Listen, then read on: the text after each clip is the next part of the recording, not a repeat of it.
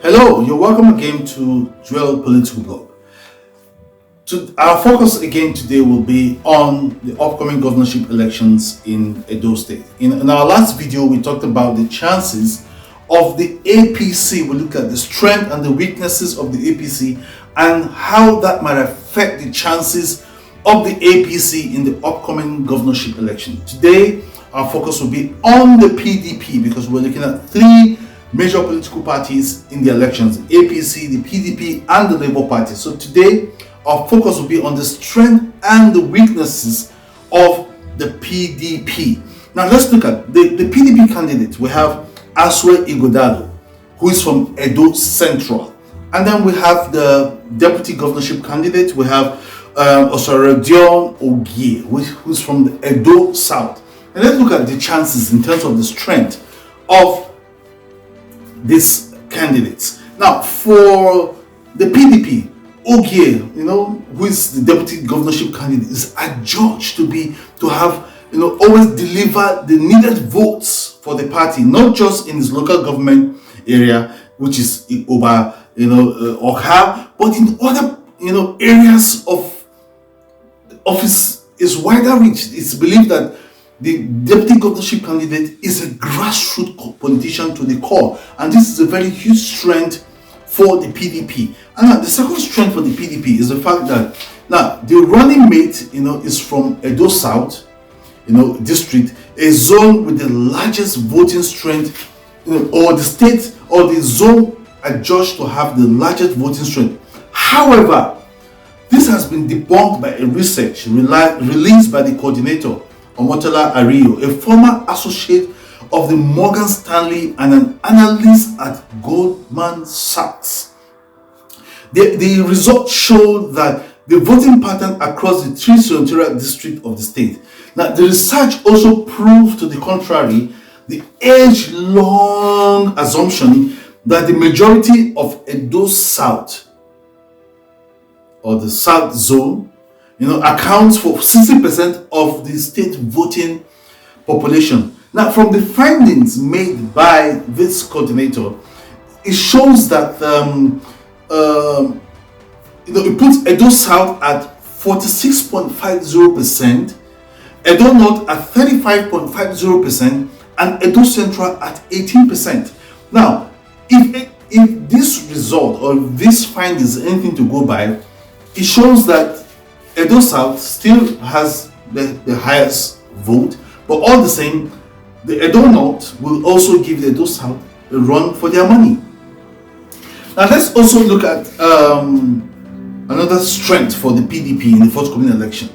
Now, the balanced power with the current Speaker of Edo State, Right Honorable Blessing Agbe-Kabu, who is a member of the PDP, hails from Edo North. Okay, now this will also give some level of strength to the PDP as far as the incumbent speaker is from the Edo North. Now we have there's also the endorsement by the patriarch of the Okwebolo family that has become a force to reckon with in determining who gets what in Esaland and to some extent Edo State. So even though he's not known to belong to any political party, so his endorsement of Asue Ighodalo counts a lot in the forthcoming election, because this the patriarch has a very strong is a formidable force when it comes to endorsement for the governorship elections. In previous elections he has endorsed, and they've always carried the day. So this endorsement will really count as a strong force for the PDP. Now, another force for the PDP, or another strength for the PDP. Now, PDP, being the ruling party at the state level, the incumbent governor, Godwin Obaseki, is in full support of Asue Ighodalo. Now, this is having power of incumbency by proxy.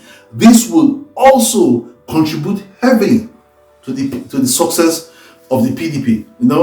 And we also have the fact that the PDP candidate, Asue Ighodalo, is a thoroughbred technocrat.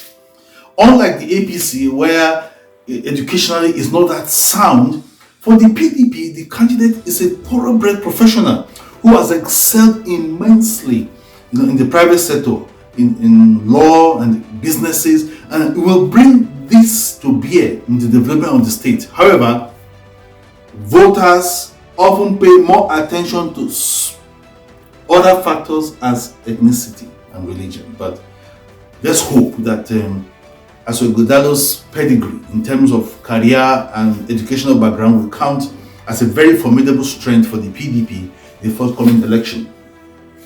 Let's look at the weaknesses, the downside, things that might, take some votes out of the PDP.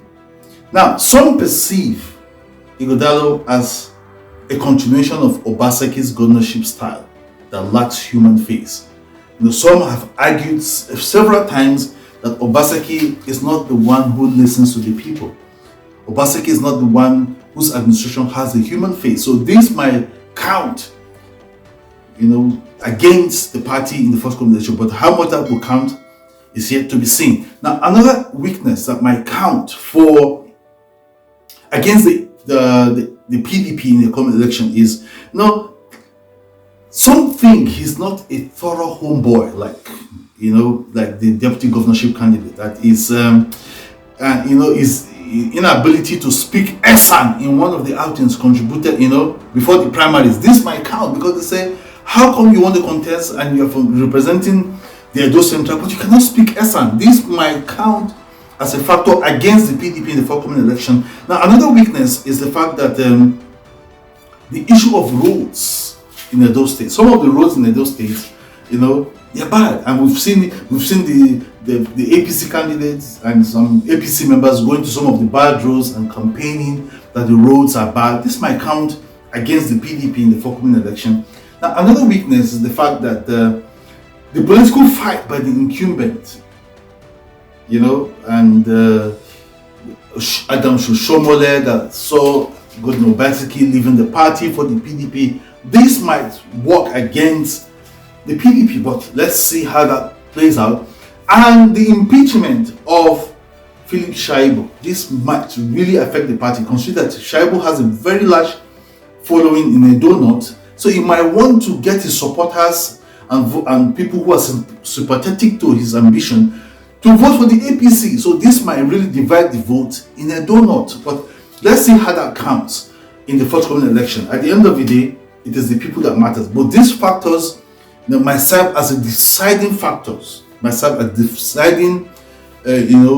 contributions to the elections, the strength and the weaknesses in the forthcoming governorship elections in Edo State. Please don't forget to subscribe to my YouTube channel for more. And coming next will be the strength and the weaknesses of the Labour Party. So we'll look at the strength and weakness of the Labour Party, and let's see how that will also give the Labour Party a chance in the forthcoming election. Please don't forget to subscribe to my channel, YouTube channel. You can follow me on TikTok, Instagram, Facebook, and my WhatsApp channel on the screen, on the number displaying on your screen. Until I come your way again for the Labour Party, I remain Joel.